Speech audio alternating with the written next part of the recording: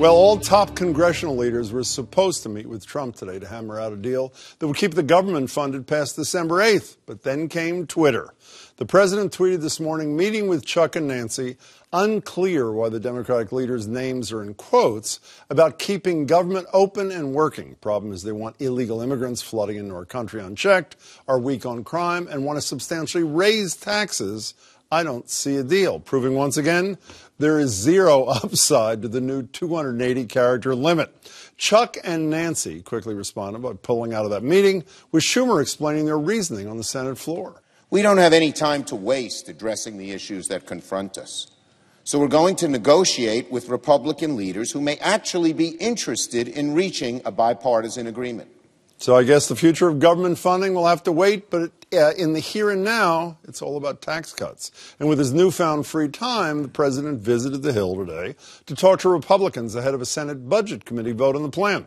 Whatever he said must have worked because two key Republican holdouts helped push the bill through committee today. Senator Ron Johnson said he wanted to keep the legislative process moving, and Senator Bob Corker said party leaders made a deal with him that addressed some of his deficit concerns. In the end, the fact that both jumped on board today might be a good omen for the future of this plan. Joining me to discuss are Jesse Mermel. Jesse's former communications director for Governor Deval Patrick. Nice to see you, Jesse. And Joe Malone, former state treasurer and an outspoken Trump supporter. Good to see you both. Let me start with you. Is there any evidence at all that this tax thing is anything but a massive transfer of wealth? We'll put up some numbers, by the way. You make more than $500,000, you save $28,000 on average. You make $75,000 to $100,000, you save $1,200. It is a massive transfer of wealth, even if you think that's a good thing. Yes. Well, leave that aside for a second. It's about growing the economy here. And when you grow the economy, it's great for everybody. Number one. Number two, it brings more revenues in, and that's the way you're going to address the debt and the deficit, not by cutting spending. That'll never happen in Washington. If you put the same $1.5 trillion in the pockets of the middle class, they would spend every single nickel. That grows the economy, doesn't it? The wealthy. So what do you have here now? You have the first of Washington Post saying 4 Pinocchios because this is not a big tax cut for the rich. Number two, I missed that, I must say. I'll show it to you. Okay, I'd like to see it. But number two, again, they're forecasting with this tax cut you'll have 4% growth in the GDP. Every time you grow that by 1 point, it's about $1.5 trillion more into the coffers. You know, I think you've convinced that you're now bought into this, aren't you? Oh, yeah, I don't expect that. I'm all in. I'm all in. No, listen, this... Well, you're losing this fight, it appears. Is that not a safe assumption? No, I think that's a stretch. Remember when John McCain voted against health care reform in committee, or voted for it in committee and then voted against it when it was the full vote? So I don't think we can presume to understand what the committee votes So you think will this mean. in part may be a courtesy to their fellow Republicans just to move I think it's possible. Okay. But you're entirely right, Jim. This doubles down on inequality. The Tax Policy Center has said that by 2027, 75% of the benefits from this tax plan will apply to only 5% of the most fortunate among us. Because the ones that apply to the middle class expire after a set period of time. And the ones that apply to the rich do not. You know, even if you're citing, I didn't see this Pinocchio's thing, but I'll take your word for it. When you, in the thrilling days of yesteryear, when you as treasurer and Bill Weld were cutting taxes up against a stellar leader on the other side, I should say, who badmouths quite regularly, would you have ever sent out a guy who days before had his picture taken with his wife holding a sheet of dollar bills while she's in black gloves up to her wrist? And Gary Cohn, talk about clueless. Here is what Gary Cohn had to say at a September 28th White House press briefing about this tax cut. Here's Cohn.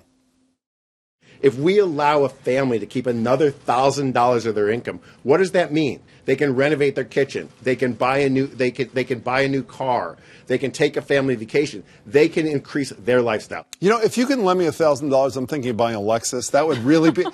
Can anybody be more tone deaf than an administration that sends out these two guys to market what they say and you say is a benefit for the middle class and the economy? He's one of members of Congress. How about Steve Mnuchin, the Secretary of the Treasury? But this guy, I agree. He's not the best front man on this issue. Who is their best front man? You know what? I think Mulvaney's great. I think he does a great job. Well, he's busy closing down the... But he's not the one selling the tax plan. But here's what's going on here. You need to make, as McConnell says, the Rubik's Cube of lining up the Republicans fall into place. And you get it. You don't need any Democrats. You need to discipline the Republicans into giving a tax cut, which you've been promising. They've done a great job at disciplining the Republicans. That's my point. Absolutely. Well, so far it's working. To. But, you know, even if it turns out that this message on the part of the Republicans doesn't convey you, I don't really know what the Democrats' message on anything is except just say no to Donald Trump. What's the affirmative message that you're trying to sell to the American people? You don't seem to know what it is either, do you? No.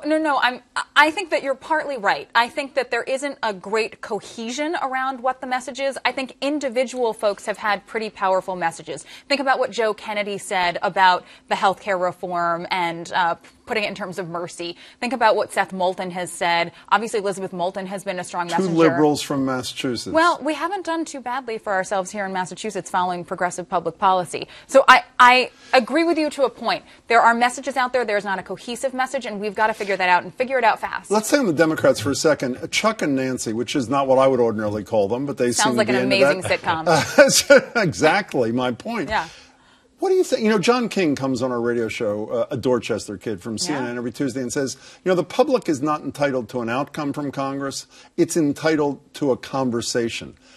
What is with Nancy, Schumer and Pelosi saying because they're offended by a tweet from Donald Trump, they'll skip a meeting in an attempt, the goal of which was to avoid a government shutdown on December 8th? Isn't that a little petty? No, that's not the question. What is the question? What's with Donald Trump? Not avoiding a government shutdown by sending out a tweet that insults people and flat out Last says, time I they don't went think there, we they can got a get you deal on deal. DACA. They were so successful on the Dreamers in that meeting. Why not at least give it a go rather than being petulant people about this thing, which is what I think they're being. You think that Nancy and Chuck and Nancy are being petulant, but Donald Trump is being okay? Trump is being Trump.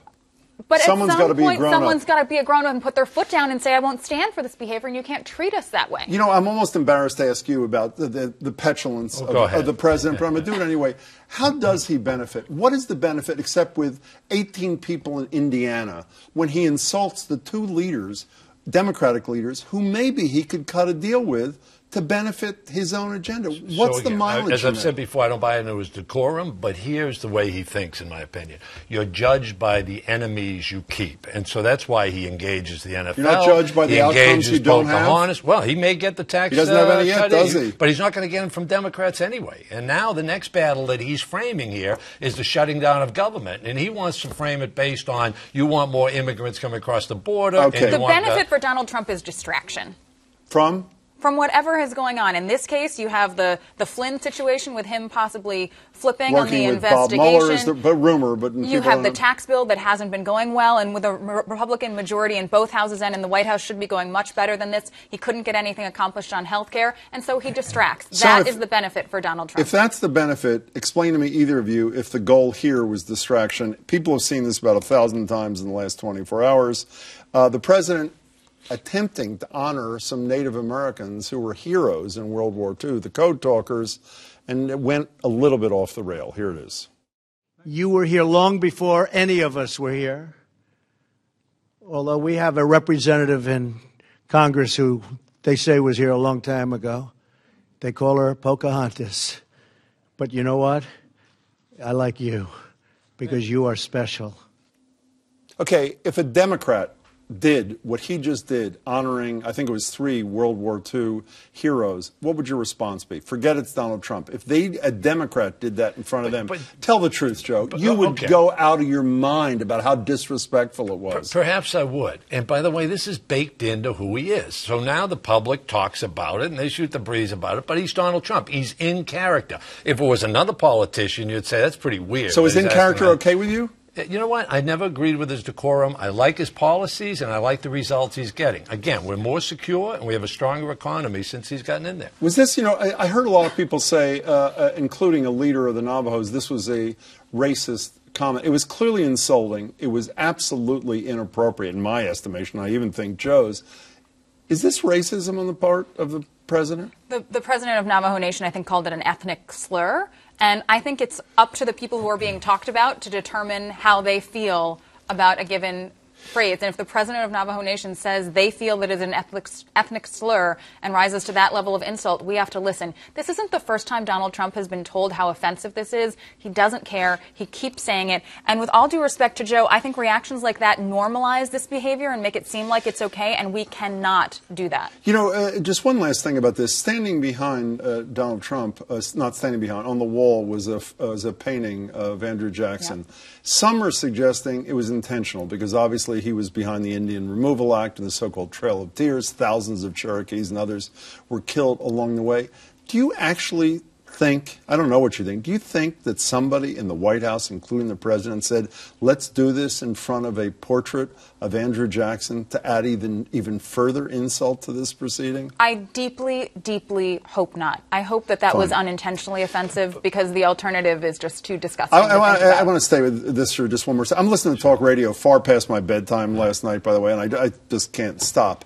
And some Trumpians who contort themselves into pretzels say there's a method to his madness, that the reason he did the Pocahontas thing directed at Elizabeth Warren is because his goal was to undercut her credibility at the same time that he's appointing somebody to dismantle the Consumer Financial Protection Bureau, namely Mulvaney, whose goal, I think it is to literally or figuratively shut the thing down. Do you subscribe to that, or is this just Trump being Trump? No, this is Trump being Trump. Trump is a guy who grew up kind of doing battle with everybody in New York. It's a rock'em sock'em world, and he goes face to face with you. You know how politics works. Usually it's a press secretary or someone else who's doing the stabbing on behalf of the nice guy politician. He just does it himself, and he calls the person that he's engaged in a battle with out and says, let's do battle. So Donald Trump says, my guy is the right guy. Cordray, who left, says the statute. And Elizabeth Warren says the acting, well, a judge, by the way, recently confirmed, appointed by Donald Trump, decided this afternoon Mulvaney could stay. Does that not say that Donald Trump was operating fully within the terms of the law despite all the criticism from the Democrats? Well, I'm not a judge, but if you listen to Elizabeth Warren and Barney Frank, two of the main architects of that law, the intent was to have the deputy director take over, one, to make sure there was a continuity of operations, and two, to make sure that the process wasn't politicized. But a judge disagreed. Yeah, well, that's why I guess he or she has that job and I don't. But if you listen to the architects of the law, that was not the intent by any stretch. Jesse Ramel, it's great to see you. Thanks, Thank you so much.